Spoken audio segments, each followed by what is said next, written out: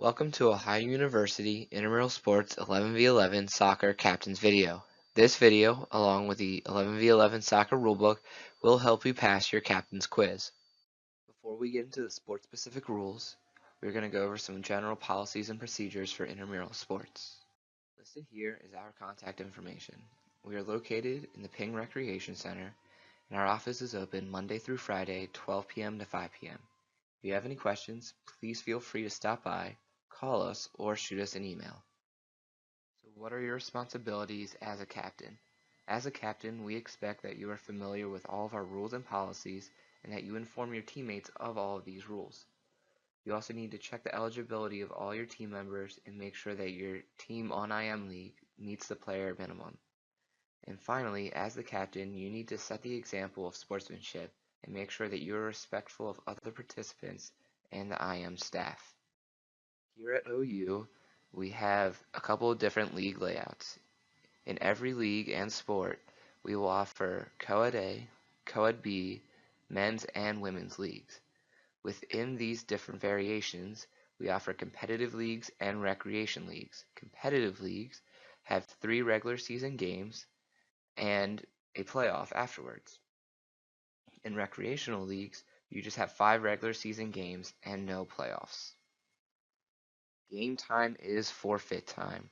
This means that if your team does not arrive on time or you do not have enough players to start the game, your team will be issued a forfeit.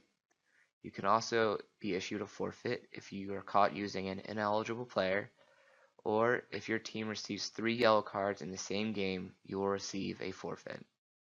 Once again, game time is forfeit time, but you can default from games if you know that you will not be there.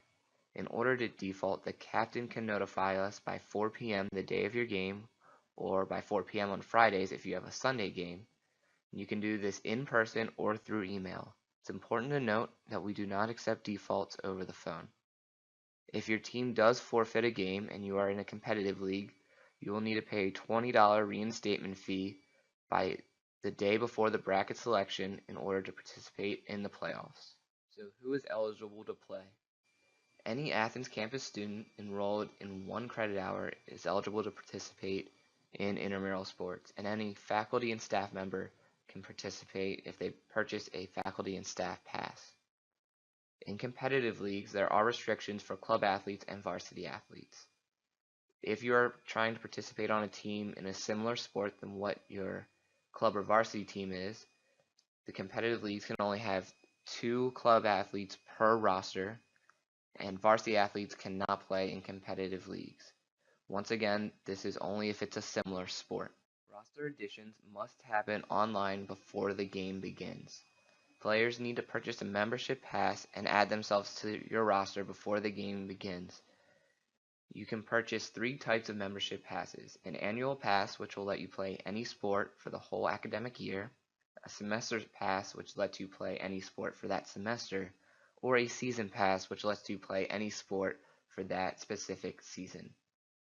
For competitive teams, it's important to know that your rosters are locked after your last regular season game and no more additions are allowed. Each team does have a few responsibilities. Like we just mentioned, all players must have an IM Leagues account. You should try to arrive to the game 15 minutes beforehand. You must bring a government-issued ID, a photo ID, with you to your games. All players are required to wear appropriate footwear, which includes not wearing metal cleats. We also ask that all players bring a light and a dark colored jersey, but no gray, as that can be confused as light or dark. That way, if your team shows up wearing the same color as the other team, you'll already have a backup jersey to change into. Please also review the list of illegal equipment below, and note that jewelry is not accepted in any intramural sports. You are also not allowed to tape the jewelry, so please just do not wear it. Sportsmanship is very important in intramural sports. Each game you'll receive a sportsmanship grade, which is an A through an E.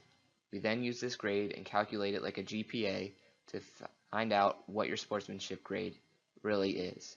For competitive teams, you need to have a 2-5 to make the playoffs, and rec teams a 2-5 to stay in your league.